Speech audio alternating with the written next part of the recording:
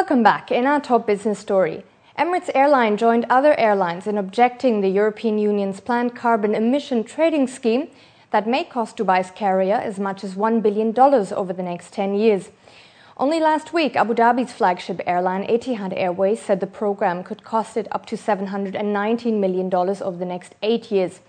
From January next year onwards, airlines flying to or from Europe will have to buy permits from the EU's emissions trading scheme, ETS.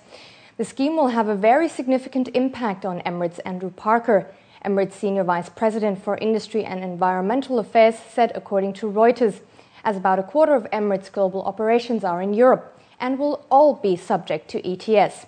Meanwhile, Emirates yesterday released a study that read the airline's carbon dioxide emissions efficiency was 26% better than the global airline average. Dubai Investments today announced its financial results for the first half of the year. The largest investment company listed on the DFM reported profits of 239 million dirhams, with total income standing at 1.4 billion dirhams. Khalid bin Kalban, the company's managing director and CEO, said that the group remains well capitalized with equity of 9.2 billion dirhams, while total assets amounted to 14.3 billion, and it has a leverage ratio of less than 25%. The low leverage structure, coupled with diversification into different business sectors, has resulted in DI achieving consistent good results despite the slow recovery of the real estate sector in the UAE, he added. Abu Dhabi and also Qatar are luring bond investors to the Gulf region as yields on the state's papers fall amid investors cutting back their exposure to bond markets in Europe. The average yield on Persian Gulf bonds fell 3 basis points this month to 4.72% yesterday, according to Bloomberg, only 12 basis points off the lowest level reached on August 2nd. The lower the yield, the safer a country is considered. Today, Abu Dhabi's bonds maturing in 2019 are trading at a yield of around 3.67%, close to its all-time low of 3.52% they reached on the 4th of August. Bonds from the MENA region are attracting more capital from advanced countries, one bond trader said, given the weaker fiscal positions in developed markets. One of the stocks to watch today is Etisalat. The UAE telecoms operator is said to prepare for a major management shakeup that includes the retirement of its long-term chairman and the appointment of a new CEO, according to press reports. Despite the news, Etisalat shares are trading down only 0.5% on the ADX today. Also, the overall market in Abu Dhabi is lower, and same holds true for the GCC equity benchmarks.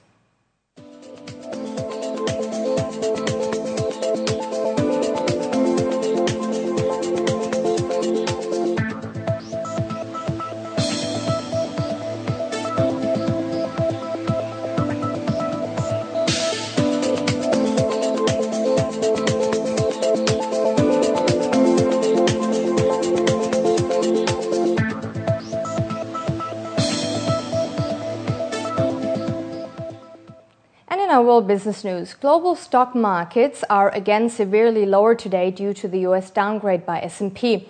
Stocks retreated for an 8th day, the longest losing streak since 2003, and again quite substantially. Hong Kong's Hang Seng index, for instance, lost 10% at one point this morning. It is a déjà vu for investors who are reminded of September 2008 and the following months when markets all around the world saw a sharp sell-off due to Lehman Brothers bankruptcy. Investors are currently reliving these days with sentiment a mixture of fear, worry and perplexity, causing them to flee to safety, to the Swiss franc, but mostly to ultimate safe haven gold.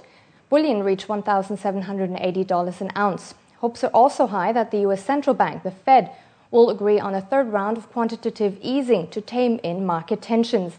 The Federal Open Market Committee holds its regular meeting today in Washington, under growing pressure to take some type of action to stem a financial market meltdown. Meanwhile, David Beers, the global head of sovereign ratings at Standard & Poor's, which downgraded the US to AA+ on Friday, said that the political divide in Washington over the raise of the US debt ceiling was one of the reasons for the downgrade. And there might be more to come as the US downgrade was combined with a negative outlook. Beers told Reuters that there was a 1 in 3 chance the US rating could go lower again within the next 6 to 24 months. What may affect whether the rating falls again is, first of all, the underlying economic story. I mentioned that this has been, a fairly lackluster recovery, and so we're watching that very closely because, of course, it also will influence the future path of public finances. And then, of course, there's this agreement between Congress and the administration last week, the $2.4 trillion agreement, which is supposed to be implemented in 2 steps. So we'll be looking to see if Congress follows through fully on what it signed up to. Over in Washington, President Barack Obama blamed the credit downgrade on political gridlock in Washington. He also said he inherited many of the country's problems, including the high debt levels and deficits, when he entered the White House, a stance likely to dominate his 2012 re-election campaign. China's inflation accelerated to a 3-year high in July on surging food costs.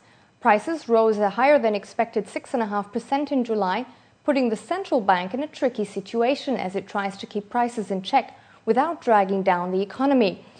The data led China to acknowledge that the rise in prices will exceed its annual target of 4% this year.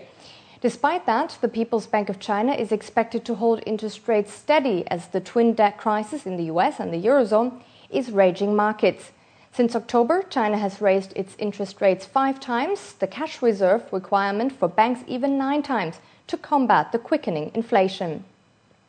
Before we go, here's a quick overview of the oil, precious metals and currency markets. And after that, we have the day's sports news for you.